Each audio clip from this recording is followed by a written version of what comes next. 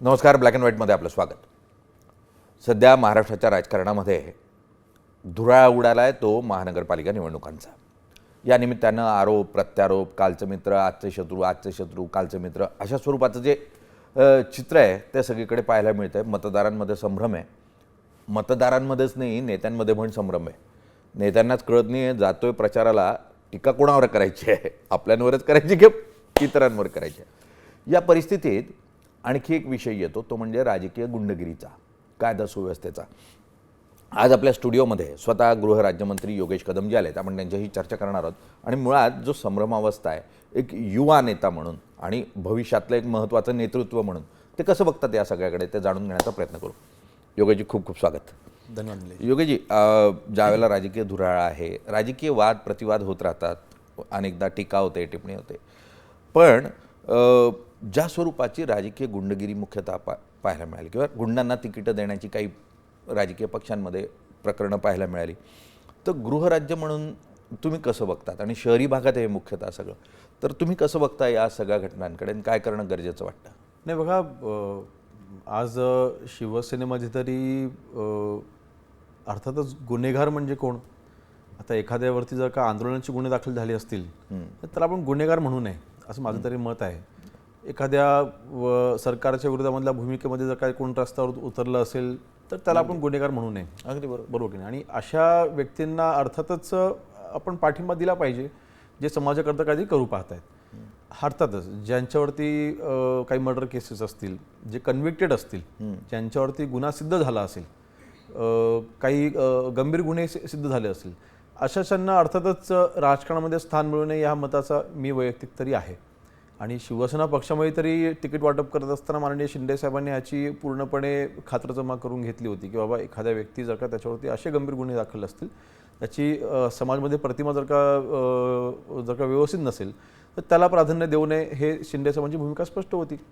मग या परिस्थितीमध्ये पुण्यात आपण बघतोय की पुण्यात अनेक राजकीय पक्षांनी थेटपणे गुन्हेगारांना किंवा गुन्हेगारांच्या कुटुंबियांना, आता आपण तसं बघितलं तर कुटुंबातली व्यक्ती काही गुन्हेगार आहे असं आपण म्हणत नाही, पण मग तुला नाही उभं राहत आहेत तर बायकोला उभं कर, मुलीला उभं कर, मुलाला उभं कर, अशा स्वरूपाचं जे चित्र तयार होते त्यातून. आणि पुन्हा म्हटलं की मग कोयता गँग.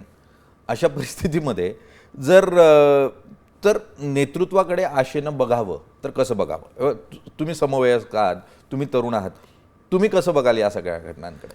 नाही बघा, मला वैयक्तिक जर का विचारलं तर आता पुण्यामध्ये काही अशा बातम्या मी देखील पाहिल्या, काही माहिती माझ्यापर्यंत देखील आली की काही पक्षांनी तिथे गुन्हेगार प्रवृत्तीच्या असलेल्या कुटुंबियांना तिथे उमेदवारी दिलेली आहे. आता प्रश्न तोच होतो की कुटुंबियांना दिलेली आहे, त्या व्यक्तीची सजा त्या कुटुंबियांना का? बरोबर. आणि आता निकाल जर का जेव्हा निकाल लागेल त्यावेळेला स्पष्ट होईल ना, जनता त्याला स्वीकारेल किंवा नाकारेल. शेवटी प्रश्न हा जनतेच्या दारापर्यंत गेलेला आहे, तो निर्णय जनतेने घ्यायचा आहे. त्या व्यक्तीच्या घरामधल्या व्यक्तीला आपण निवडून द्यायचं किंवा नाही द्यायचं आहे, तर कोणाला तिकीट द्यावं न द्यावं हा त्या पक्षाचा वैयक्तिक प्रश्न आहे, की त्या पक्षाचा तो प्रश्न आहे. परंतु कुटुंबियांपैकी त्या आता शेवटी जनतेच्या दारात गेल्यानंतर निर्णय जनतेचा आहे ना. अगदी जनतेच्या न्यायालयामध्ये हा मुळात प्रश्न येऊन ठेपला आहे आणि मतदार म्हणून तुम्हाला निर्णय द्यायचा आहे. आणि तुम्ही मग बंदुकीच्या गोळीच्या दबावाखाली मतदान करणार का, की पैशाच्या दबावाखाली करणार का, की आणखून गुंडगिरीच्या दबावाखाली करणार का? बघा, म्हणूनच तुम्हाला स्वातंत्र्य दिलं आहे. त्या चौकटीमध्ये हळूच कोणाचं बटन दाबायचं तुमचा निर्णय आहे. तुम्ही ठरवा तुम्हाला नेते गुंड हवेत की नको आहेत. मूळ या सगळ्या परिस्थितीमध्ये एक युवा नेतृत्व म्हणून ज्यावेळेला आम्ही तुमच्याकडे बघतो, आता मुंबईकडे जर आपण आलो तर मुंबईमध्ये मोठ्या प्रमाणावर युवा नेतृत्व सध्या सगळ्या पक्षांमधून दिसतंय. मग उद्धव ठाकरेंचे आदित्य ठाकरे तुमच्याबरोबर होते, तिकडून अमित ठाकरे आहेत, इकडून श्रीकांत शिंदे आहेत, तुम्ही आहात. तर नव्या पिढीसाठी म्हणून ही निवडणूक, कारण 7 वर्षाच्या गॅपनंतर ही निवडणूक येते आहे, अनेकांना संधी मिळतच नव्हती, त्यांना संधी मिळाली नाही म्हणून अस्वस्थता आहे. आणि या अस्वस्थतेतून येणारा नवा उमेदवार किंवा नवा कार्यकर्ता, त्याच्या अस्वस्थतेकडे कसं बघता तुम्ही? नाही, मी असं मानत नाही की तरुण पिढी आजची ही अस्वस्थ आहे. तुम्ही जर का जर का तुम्ही उमेदवार पाहिलेत, आमचे काही उमेदवार हे ॲडव्होकेट आहेत. बरं. काही उमेदवार आमचे MBBS आहेत. काही उमेदवार, आता आमची एक तिभाषिक म्हणून उमेदवार आहे, ती 22 वर्षाची इंजिनियर आहे. काही सॉफ्टवेअर इंजिनियर आहेत. आणि हे शेवटी बघा, आजचा तरुण हा प्रॅक्टिकल आहे, तो इतकासा भावनिक नाही.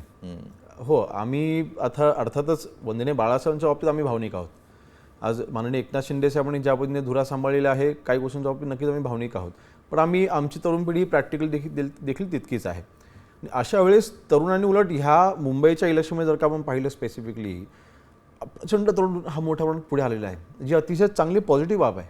आणि सगळ्याच पक्षामध्ये, मी असं नाही म्हणत फक्त सर्व आमच्याकडे, राजकीय पक्षांमध्ये. सगळ्याच राजकीय पक्षामध्ये तरुण पुढे आला आहे आणि अतिशय चांगली बाब आहे. म्हणजे राजकारण हे एका बाजूला, परंतु तरुणांनी पुढे पुढाकार घेणं राजकारणामध्ये, हो मला नगरसेवक व्हायचं ही इच्छा निर्माण होणं, म्हणजे आपल्या देशाचं राजकारण ही योग्य दिशेने जात आहे. अगदी लोकशाही जर शाबूत राखायची असेल तर तरुणांनी यायला हवं. या परिस्थितीमध्ये काल परवापर्यंत तुमच्यावर थेट आरोप करणारे अनिल परब हे पूर्ण राजकीय मंचावरून गायब आहे अशा स्वरूपाचं चित्र आहे. काय केलं तुम्ही? नाही, आता माहिती नाही. खरं तर योगायोगाने ते सगळे प्रभाग हे शिवसेनेच्या वतीने माननीय शिंदे साहेबांनी मलाच जबाबदारी दिलेली आहे. बरं. आणि मातोश्रीच्या दारापर्यंत आमचे उमेदवार प्रचाराकरता पोहोचले होते. मला वाटतं आता ते कुठे आहेत, का आहेत, का समोर नाहीत मला माहिती नाही, त्याचं उत्तर मी देऊ शकत नाही. परंतु मुंबईमध्ये आजची शिवसेना म्हणून आमची असलेली परिस्थिती किंवा जनतेमधलं आम्ही जे वातावरण पाहतोय, अगदी ज्या मतदारसंघामध्ये म्हणजे 93 आणि 92 हे जे 2 वॉर्ड जे आहेत, 100% तिथल्या सीट आहे ह्यात आम्ही जिंकतोय. इतकं चांगलं वातावरण आहे. म्हणजे मातोश्रीच्या दारात देखील तिथल्या शिवसैनिकांनी देखील आम्हाला स्वीकारलेलं असं माझं म्हणणं आहे. म्हणजे ते वातावरण पाहता कदाचित उदासीनता असं मला माहिती नाही, परंतु वातावरण पॉझिटिव्ह आहे. त्यामुळे ते कुठे आहे ह्याचं उत्तर तेच देऊ शकतील. या पूर्ण प्रक्रियेमध्ये आता आपण मातोश्रीच्या दारापर्यंत गेलोच आहे म्हणून मातोश्रीतही जाऊन येऊयात. तुम्ही तसं मातोश्रीच्या जवळचे होता जोपर्यंत तुम्ही शिवसेनेत होता ठाकरेंच्या. सध्याच्या परिस्थितीमध्ये शिवसेना म्हणजे पालिका निकालांमध्ये शिवसेना अगदी 2 डिजिटवर येऊन उभी राहिली ते आपण बघितलं. मुंबईमध्ये ठाकरेंच्या सेनेचं भवितव्य तुम्ही काय बघता? नाही, मला वाटतं जी स्ट्रॅटेजी महायुतीने 8-9 महिन्यापूर्वी मुंबईच्या इलेक्शनच्या बाबतीत राबवायला सुरुवात केली, त्याच्यामध्ये उद्धवजी अडकत गेलेत. आज माननीय राजसाहेब ठाकरे कुठेच नाही आहेत, ते चर्चेत देखील नाही आहेत. आज मुंबईमध्ये तळागाळापर्यंत ते पोचलेले देखील नाही आहेत प्रचाराकरिता. आणि म्हणून मला वाटतं माझं असं मत आहे, त्यांनी स्वतःला संपवून घेतलं आता त्यांचं. आणि मुंबई जिंकणं ही त्यांच्याकरता ही शेवटची संधी होती जी त्यांनी आता गमावलेली आहे. म्हणजे जर का आता फक्त 3 ते 4 दिवस फक्त प्रचार संपण्याकरता उरलेत, आज तुम्ही लिहून घ्या, मुंबई ही उद्धवजींच्या हातामध्ये निघून गेलेली आहे. पण का जाते असं वाटतं तुम्हाला? त्याला अनेक कारणं आहेत, त्याला 1-2 कारणं असू शकत नाही. मी पहिल्यांदा शिवसैनिक त्यांच्याकडनं का दुरावला ह्याचं सरळ आणि सोपं उत्तर आहे, त्यांनी अप्रोच बंद केला. ते अप्रोचेबल राहिले नाहीत. दुसरीकडे शिंदेसाहेबांची तुलना झाली उद्धवजींची आणि त्यांची, जी साहजिक होती होणं. शिंदेसाहेबांचा अप्रोच हा इझिली अवेलेबल आहे.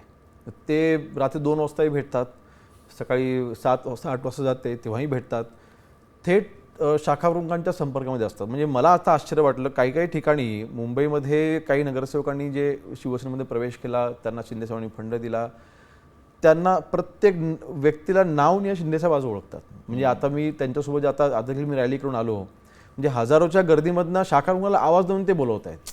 इतका अप्रोच त्यांचा हा शिवसैनिकांशी वाढला. भावलं ना शिवसैनिकाला, अपेक्षित त्यांना तेच आहे ना जे बाळासाहेब करायचे, थेट शाखाप्रमुखांच्या घरात अचानक जायचे, त्यांच्या कुटुंबाला भेट द्यायचे. हा वैयक्तिक कनेक्ट त्यांचा तुटला. आणि त्यांच्या आजूबाजूला जे काही तिघे चौघे जे आहेत ते त्यांना जे ब्रीफिंग करतात आणि त्यांना मोठ्या नेत्यांच्या बाबतीत त्यांनी जे त्यांना भडकवलं आणि त्यांनी मोठ्या नेत्यांना जे संपवलं, रामदास भाई असो, एकनाथ शिंदे साहेब असो, नारायण राणे साहेब, अशी अनेक उदाहरणं आहेत. त्यामुळे मला वाटतं ते एक दुसरं कारण. आणि मग मला वाटतं अशी अनेक कारणं आहेत ज्याच्यामुळे मुंबईबंद त्यांचा संपर्क हा तुटल्यामुळे मला वाटतं. आणि लोक आता भावनिक नाहीत. आमची जी पिढी आहे, जी दुसरी पिढी आहे, म्हणजे बाळासाहेबांसोबत माझ्या वडिलांनी काम केलं, त्याच्यानंतर आमची जी पिढी आहे ना ती तितकीशी भावनिक नाही, ती प्रॅक्टिकल आहे. मी मगाशी म्हटल्याप्रमाणे त्यांना प्रॅक्टिकल अप्रोच हवा आहे, तो इथे मिळतोय. अगदी बाळासाहेबांनी घडवलं आणि ते घडवणं जर तुमच्याकडून होत नसेल तर कमीत कमी सांभाळलं तरी पाहिजे. नाहीतर मग काय, कदम गेले, घोसाळकर गेले, राऊत गेले, शिंदे गेले, अशी एक मोठी यादी ही तयार होते. आणि मेहनतीशिवाय पर्याय नाही, हे तर करावं लागेल, त्याच्याशिवाय होणार नाही काही. कदम साहेब, जर आपण मुंबईचा विचार केला तर कोकणाचा एक मोठा मतदार आहे मुंबईमध्ये. आणि मग रामदासभाई असो किंवा तुम्ही असो, तुमच्यावर जबाबदारी आहे मुंबईतल्या त्या कोकणवासियाची. तर कोकणी माणसाला म्हणून काय मिळालं? तर कोकणी माणसाला चाकरमानी हे नाव मिळालं. तो कधीच राजकीयदृष्ट्या असो किंवा सामाजिकदृष्ट्या असो, त्याला जी एक उंची मिळायला हवी होती, प्रतिष्ठा मिळायला हवी होती, ती मिळवण्यामध्ये आपण कमी पडलो असं वाटतं का? नाही, मी असं मानत नाही. अनेक शिवसेनेचे महापौर हे कोकणातले होऊन गेले. आज शिवसेनेची जर का आपण फळी पाहिली, वंदनीय बाळासाहेबांसोबत असलेले शाखावरून देखील बहुतांश शाखावरून हे कोकणातले होते. शिवसेनेचे मोठे नेते दत्ताजी साळवे साहेब असो, दरावडे साहेब असो, मधुकर सरपोतदार असो, मनोज जोशी सर असो, हे सगळे कोकणातले नेते होते. शिवसेनेची पहिली फळी ही कोकणातली. रामदास कदम साहेब असो, राणे साहेब असो. त्यामुळे मला वाटतं अर्थातच कोकणामधल्या म्हणजे मुंबईमधल्या कोकणवासियांना महत्त्व हे शिवसेनेमध्ये आहेच. आज विचार जर का आपण केला, मोठा प्रभाव हा कोकणवासियांचा मुंबईवरती आहे आणि हे नाकारता येणार नाही. आणि फक्त चाकरमानी म्हणून नाही, तर मला वाटतं आता मी देखील कोकणातला आमदार आहे. सुरुवातीला आमच्याकडच्या मतदारांनी काय भूमिका घेतली होती, आम्ही तुम्हाला दापोलीत मदत करू, म्हणजे मतदारसंघात मदत करू, पण मुंबईत आम्हाला करता येणार नाही, ही 3 वर्षापूर्वीची भूमिका. पण हळूहळू जसं शिंदेसाहेबांनी तिथे वातावरण बदललं, सगळे सोबत आले. 100% त्यांना नाही. आता गिरणी कामगार हा कुठला आहे, कोकणाचा आहे ना बहुतांश. त्यानंतर जे आपल्या स्लममध्ये जे राहणारे बहुतांश मराठी व्यक्ती जे आहेत ते कोकणातलेच आहेत ना. आज अनेक पॉलिसीज आहेत ज्या पॉलिसीमध्ये बदल आपण आणतोय. शिंदेसाहेबांनी त्याची घोषणा देखील केलेली आहे. त्यामुळे नक्कीच सन्मानाचं स्थान हे कोकणवासियांना मुंबईत आहे आणि कायम राहील. मुळात जर ठाकरेंची शिवसेना नसली तर मुंबईतून मराठी माणूस संपेल, हा जो एक आहे. आणि एक भीती आहे मराठी माणसाला की अरे मग हे दुसरे पक्ष इतर भाषिकांना आपल्या डोक्यावर बसवतील का, अगोदर आपण पिचलेलो आहोत, आपली संख्या कमी झालेली आहे. ही जी शंका आहे, ही शिंदेची शिवसेना त्याला उत्तर कसं देणार? नाही, मुळात ही शंका मराठी माणसांच्या मनात नाही आहे. हा स्वतःच एक बबल तयार करायचा. आता मी मगाशी म्हटल्याप्रमाणे जर का मराठी माणूस मुंबईमधला संपला, म्हणजे ठाकरे जर का मुंबईमधला संपले तर मराठी माणूस पण संपेल, हा त्यांनी तयार केलेला प्रोपगंडा आहे. कारण त्यांचं हा शेवटचा पर्याय आहे. मराठी माणसांकरता आम्ही काय केलं हे ते सांगू शकत नाही आहेत. का बोलत नाहीत भाषणामध्ये त्यांच्या, बघा 25 वर्षामध्ये मी हे केलं मराठी माणसासाठी, हे ते बोलू शकत नाहीत, कारण त्यांनी काही केलंच नाही ना. मराठी माणूस मुंबईमधनं कधीही संपणार नाही, आम्ही ठामपणे सांगतो. मुंबईचा महापौर हा मराठीच होईल. मुंबईमध्ये हे प्राधान्य हे मराठीलाच आहे. मी गृहराज्य मंत्री म्हणून देखील माझ्यावरती मागे काही स्टेटमेंटमध्ये टीका झाली की महाराष्ट्रात मुंबई आणि मुंबईमध्ये मराठी बोलावं लागेल. हो, ती माझी भूमिका, माझी वैयक्तिक भूमिका असेल, पण ती बोलावं लागेलच. मराठी आलीच पाहिजे. आणि मराठी ठाकरे संपले म्हणून मराठी संपेल, मराठी माणूस संपेल, हे अजिबात होणार नाही. शिवसेना अजून आहे आणि भाजपने देखील भूमिका स्पष्ट केली आहे. देवेंद्र फडणवीस साहेबांनी देखील सांगितलेलं आहे की मुंबईमध्ये महापौर हा मराठीच होईल आणि प्राधान्य मराठीलाच आहे. हो, पण जे मुंबईकर आहेत त्यांच्यासोबत त्यांचा विचार आपल्याला करावा लागणार ना. त्यांना दुर्लक्ष करून चालणार नाही. शेवटी त्यांचा जन्म मुंबईत झालेला आहे, 100 वर्ष मुंबईत राहत आहेत, त्यांना सोबत घेऊन आपण जातोय. त्यामुळे ठाकरे म्हणजे मराठी हा भ्रम आता मराठी माणसांच्या मनामध्ये निघालेला आहे. चला, मुंबईतला तुम्ही म्हणता की ठाकरेंच्या हातून मुंबई गेलेली आहे, अशी परिस्थिती आहे, पण ती शिंदेच्या हाती येते का? नाही, बघा, ती मराठी माणसांच्या हाती येईल. बरं, ते आमच्यासाठी महत्त्वाचं आहे. शेवटी मराठी माणसांच्या हातात होती, ती मराठी माणसांच्याच हातात राहिली पाहिजे. तो हेतू आमचा पूर्ण होतोय. मला वाटतं मोठी आपण जर का थोडा दृष्टिकोन आपण मोठा ठेवला पाहिजे. म्हणजे फक्त भावनिक विचार करून चालणार नाही. मुंबई ही मराठी माणसांची राहिली पाहिजे. तर होय, त्याचं उत्तर हे होय आहे आमच्याकडून देखील, आणि त्याला मी प्राधान्य देतोय. सोबत विकास पण झाला पाहिजे. बरं, मुंबई हे आंतरराष्ट्रीय शहर आहे. मुंबई हे आज 5 ट्रिलियन इकॉनॉमी बोलत असताना 1.5 ट्रिलियन इकॉनॉमी फक्त मुंबई आणि MMRमध्ये जर का तयार होऊ शकते, तर त्याकरता इन्फ्रास्ट्रक्चर उभं राहिलं पाहिजे. त्याकरिता आपण काम केलं पाहिजे. इथल्या असलेल्या तरुणांसाठी आपण केलं पाहिजे. फक्त रोजगार नाही, तर इथला असलेला तरुण हा डायव्हर्सिफाईड आहे. इथला असल्या मराठी तरुण असेल, अमराठी असेल, त्यांच्याकरता आपण काहीतरी केलं पाहिजे. ही देखील भूमिका तितकीच महत्त्वाची आहे ना. म्हणून सत्ता महत्त्वाची आहे. आम्हाला काय फक्त भावनिक आव्हान करून आम्हाला मतं मिळवायची ना, आम्ही विकासाकरता आम्ही करतोय. चला, तुम्ही विकासासाठी सगळं करताय, भाजपबरोबर आहे सत्तेत, मी भाजप आणि सेना मुंबईच्या सत्तेत येईल, शिंदेची सेना. या परिस्थितीमध्ये जर अंबरनाथवर नजर टाकली तर मग अंबरनाथमध्ये तुमचा माप किंवा अध्यक्ष कसा बसणार नाही याच्यासाठी भाजपनं जंग पछाडली, इतर पक्षांना फोडून आणलं. मग तुम्ही, म्हणजे मला ऐकायला मिळालं तुमच्याच एका नेत्याकडून की टांगा पलटी घोडे फरार आणि सत्ता परत तुमच्या हातात आली, असं ते जे काय सीसॉ चाललेला आहे तुमचा. तर या परिस्थितीमध्ये भाजपशी जुळवून कसं घेणार तुम्ही? भांडता तर असं आहे जसं काय तुम्ही एकदम राजकीय शत्रू आहात. नाही, ते कुटुंबाचं कौटुंबिक भांडण आहे. काय घरामध्ये 2 भाऊ भांडत नाहीत का? भांडतात ना, पण कुटुंब तोडू देत नाहीत. आमचंही तसंच आहे. ठीक आहे, आज अंबरनाथच्या बाबतीमध्ये ते घडलं असेल, अजूनही काही ठिकाणी घडलं असेल, परंतु पर्याय भाजप किंवा शिवसेना. बघा, शेवटी प्रत्येकजण आपल्याला पक्ष वाढवायचा प्रयत्न करत असतो. प्रत्येकाला अधिकार आहे आपल्याला पक्ष वाढवणं. आम्ही त्यांना थांबवू शकत नाही, ते आम्हाला थांबवू शकत नाही. परंतु मी मगाशी म्हटल्याप्रमाणे कुटुंबाचं ते 4 भिंतीमधलं भांडण आहे ते आम्ही 4 भिंतीमध्येच ठेवू, परंतु कुटुंब तुटू देणार नाही. देवेंद्र फडणवीस साहेब आणि शिंदे साहेबांची आता जी जोडी जमलेली आहे, मध्ये त्यात देखील बावड्या काही लोकांनी उठवायचा प्रयत्न केला, परंतु त्या दोघांचं अंडरस्टँडिंग आम्ही अतिशय जवळनं पाहिलेलं आहे. मी शिंदे साहेबांसोबत सकाळी 12 वाजल्यापासून आम्ही सकाळी 7-7 वाजेपर्यंत आम्ही त्यांच्यासोबत असतो. त्यांचं फडणवीस साहेबांसोबत असलेलं लहान लहान गोष्टीसाठीचं अंडरस्टँडिंगचं कन्व्हर्सेशन आम्ही जवळनं पाहिलेलं आहे. त्यामुळे शिवसेना भाजप हे भांडण आहे मी असं म्हणणार नाही. कौटुंबिक आहे, ते आमच्या कुटुंबापर्यंत सीमित आहे. कौटुंबिक वाद आहे तो कुटुंबापुरता सीमित आहे, त्यामुळे काहीही फरक महायुतीत पडणार नाही अशी भूमिका कदमांची आहे. मुळात महाराष्ट्रात मराठी कुटुंबामध्ये भावकीचा शाप आहे आणि या परिस्थितीमध्ये हा भावकीचा शाप जो आहे तो राजकीयदृष्ट्या पुसून टाकण्याची संधी तुमच्या हातात आहे. काहीही करा, पण मुंबई महाराष्ट्रावर मराठी माणूस आणि मराठी संस्कृती ही कायम राहील, ही आर्थिक राजधानी आपल्या हातात राहील अशा स्वरूपात मतदान करा.